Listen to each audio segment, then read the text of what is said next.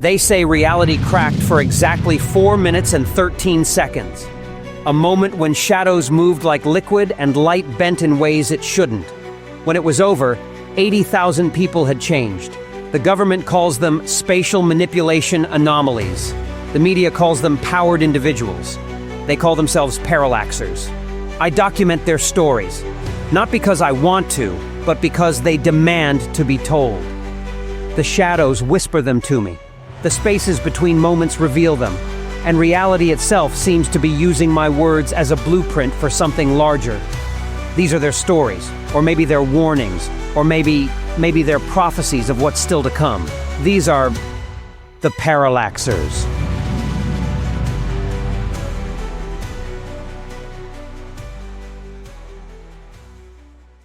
Books remember more than just their stories. Theodor Wells discovered this when he fell into Kafka's metamorphosis. Literally, now he shepherds narratives that have started bleeding into each other, while trying to keep Lovecraftian horrors from escaping the fiction section. But when reality starts reading like a story, who's really writing the ending? I discovered I was a parallaxer while reshelving Kafka. One moment I was organizing the metamorphosis. The next I was inside it, literally inside the text, watching Gregor Samsa struggle with his newfound insect form. Turns out I could read books by becoming part of their stories. Talk about immersive learning. My name is Theodor Wells, and I'm what the government calls a narrative interface specialist. The staff at the New York Public Library, where I work, just call me the guy who knows where every book really is. Not just where it's shelved, but where it exists in the vast landscape of literature itself. The first few weeks were rough. I kept slipping into books accidentally. A brush against Moby Dick, and suddenly, I'm on the Pequod, smelling salt air and whale oil. A misplaced hand on The Great Gatsby, and I'm at one of those parties, watching the green light blink across the bay. The worst was House of Leaves. Took me 3 days to find my way out of that one.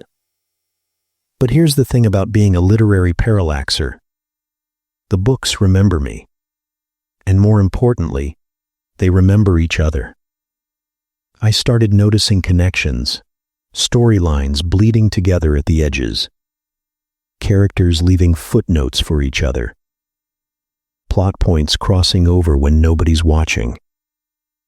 That's when the library board called an emergency meeting. Mr. Wells, said the head librarian, peering at me over her glasses. We've been getting some unusual reports. A patron claims she found Sherlock Holmes solving a murder in Pride and Prejudice. Another says The Old Man and the Sea now includes a submarine battle with Captain Nemo. The books talk to each other, I tried to explain. They're alive in ways we never realized. And now they're networking. That's when the men in black showed up. Apparently, the ability to enter and potentially alter the content of books has significant intelligence implications. They wanted to know if I could infiltrate classified documents, extract information from redacted files, maybe plant new narratives in existing texts. I told them I only work with fiction. I don't think they believed me. The thing is, I was lying. I can enter any written text, but some things shouldn't be messed with, and government documents are definitely on that list. Besides, I had bigger problems. The cross-contamination was spreading. Genre boundaries were breaking down. I found Hamlet wandering through The Hunger Games. Lady Macbeth was giving questionable advice in Little Women. And something from Lovecraft stories had taken up residence in the card catalog. I tried to maintain order. I really did. But have you ever tried to tell Jay Gatsby that he can't throw a party in Wuthering Heights? Or explain to Captain Ahab that the white whale isn't supposed to be in 20,000 leagues under the sea? That's when I discovered my second ability. I could not only enter stories, but I could guide them back to their original forms, like a literary shepherd herding wayward narratives home. It's not about forcing them. It's about reminding them of their true nature, their core themes and purpose. Most of them, anyway. Some books are just natural rebels. Don Quixote keeps sneaking into other stories to fight windmills. The Call of the Wild occasionally lets its dogs run through different narratives. And anything by Borges basically does whatever it wants. I've learned to maintain a balance. A little cross-pollination keeps things interesting, like finding Romeo and Juliet's balcony scene playing out in the background of 1984, a reminder that love persists even in the darkest settings. Or discovering that Mrs. Dalloway bought her flowers from the secret garden. The government still shows up occasionally, asking about classified documents and redacted texts. I keep telling them I just help maintain narrative integrity at the library. They keep not believing me. Truth is, I did try accessing a classified file once, just once. But government documents are different. Sterile, cold, aggressively linear. Fiction is alive. Classified documents are just paper. Besides, I'm too busy these days. Someone has to keep Fahrenheit 451 from starting actual fires, convince the very hungry caterpillar to stop eating through other books' pages, and make sure the time machine doesn't accidentally send the entire classics section into next Tuesday. Last week, a girl came in looking for a book about her parents' home country, a place she'd never been. I found her the perfect story, then slipped inside to make sure all the sounds and smells and textures were exactly right. When she read it, she cried and said it felt like coming home. That's the real power, I think. Not changing stories, but helping them become more truly themselves. Helping them reach the readers who need them most. The library closes in an hour. The night shift is quiet. Just me and thousands of books, their stories softly overlapping like waves on a shore. I should probably do something about the white whale swimming through the Russian literature section. And I think I just saw Alice chasing the rabbit through The Sound and the Fury. But first, Kafka's calling. Not the metamorphosis this time, but the trial. Something's different in there.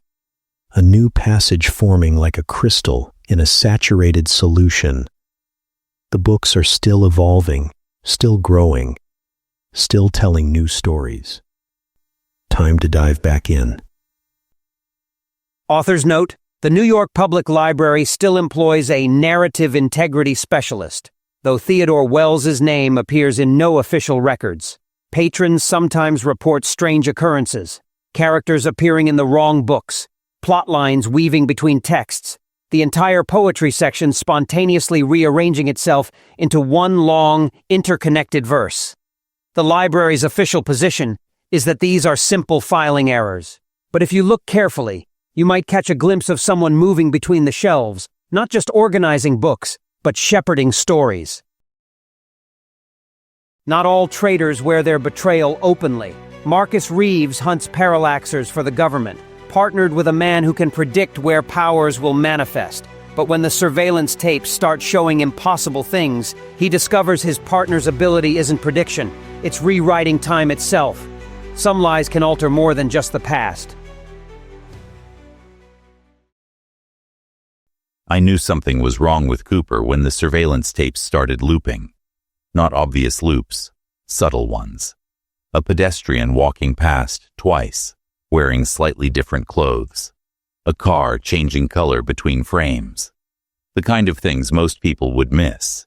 But I'd spent the last 2 years tracking Parallaxers for the Bureau of Temporal Security. I noticed details. My name is Marcus Reeves, and I hunt people with impossible abilities for a living. The government calls me a parallaxer containment specialist. The powered community calls me a traitor. I call myself pragmatic. The Seattle target is in position, Cooper said, reviewing footage from our latest operation. My partner of 3 years looked exactly like he always did. Pressed suit, regulation haircut, the slight tremor in his left hand from an old injury. But something about the way the images moved on his screen made my eyes hurt. I pretended not to notice. What's the probability assessment? 97% chance she'll manifest within the next 48 hours. The timeline's solid. That was Cooper's specialty, predictive analysis. He could spot potential parallaxers before they manifested, tracking probability threads like breadcrumbs. Made him the best analyst in the department. Made us the most effective containment team on the West Coast. Made me wonder why I'd never questioned it before. The thing about hunting parallaxers is that you learn to recognize patterns. The way reality bends around them. The way coincidence clusters in their vicinity. I'd seen every type of power manifestation. Time manipulators, probability warpers, reality benders. But I'd never seen anyone who could predict manifestations with Cooper's accuracy. Remember Denver? I asked casually, watching his reflection in the monitor. The precog who could see potential futures. Class 3 manifestation. We contained her last spring. His voice was perfectly even. The tremor in his hand stopped completely. She could only see 10 minutes ahead. Not exactly useful for large-scale operations. Some abilities are more developed than others. I pulled up the Denver file on my tablet. The precog's containment record showed standard protocols, standard power classification. But when I looked closer, the timestamps were wrong. Subtle irregularities in the documentation, like someone had carefully edited the official narrative. Cooper, I said quietly, how long have you been altering records? The air in the office grew thick, like trying to breathe underwater. On his screen, the surveillance footage began to stutter, reality hiccuping around the edges. 1 year, 7 months, and 23 days, he said, still not looking at me. Since they contained my sister. The truth hit me like a physical blow. Cooper hadn't been predicting manifestations. He'd been rewriting them, changing the past to create perfect containment scenarios. Every successful operation, every clean capture, all carefully orchestrated through temporal manipulation. Why tell me now? Because in the original timeline you figured it out 8 months ago, and I had to kill you. The tremor in his hand was back, but different now. Deliberate, like he was conducting an invisible orchestra. Reality rippled around us. How many timelines? I asked. Hundreds, thousands. I've been trying to find one where this works, where we can fix things, but every time I change something, it gets worse. The manifestations become more dangerous. The containment protocols become more brutal. I thought about all the parallaxers we'd contained. How many of those operations had been manufactured? How many lives had we altered in Cooper's desperate attempt to change history? Your sister, I said. What happened to her? She could heal people, not just injuries. She could heal time itself, fix broken moments. The government thought it was too dangerous. They contained her in a temporal stasis facility. She's been living the same moment for the last 2 years. The Seattle footage was still playing on his screen, but now I could see the layers beneath it. Dozens of potential timelines, all shifting and merging. In some, the target manifested peacefully. In others, the containment operation went bad, casualties mounting. Cooper had been trying to find the perfect scenario, the one where nobody got hurt. I can help you, I said. We can expose the program, get your sister out. I've tried that timeline, multiple versions. It always ends the same way. He finally turned to face me and his eyes were tired, so tired. They've already detected the temporal anomalies. A containment team is on their way. In about 40 seconds, they'll breach that door. How does this timeline end? I don't know. This is the first time I've told you the truth. The first time I haven't tried to control everything. He smiled slightly. It's kind of liberating. I heard footsteps in the hallway. Heavy boots, tactical team, standard containment protocol. Cooper. I've seen every possible future, Marcus. Thousands of variations. Want to know the funny thing? In all of them, you try to help me, every single time, even after everything I've done. The door burst open. Time seemed to slow as the tactical team rushed in, reality warping around them like heat waves off hot asphalt. This time, Cooper said quietly. Let's see what happens when I stop trying to control it. He raised his trembling hand, and the world fractured. I saw timelines splitting and merging, possibilities cascading like dominoes. Saw versions where we escaped, versions where we died, versions where none of this had ever happened. Then Cooper smiled, dropped his hand, and let time choose its own path. Author's note: the official records of the Bureau of Temporal Security show no agent matching Cooper's description. However, containment operations in the Pacific Northwest have experienced a marked decrease in success rates. Some agents report experiencing déjà vu during operations as if they've lived through multiple versions of the same moment.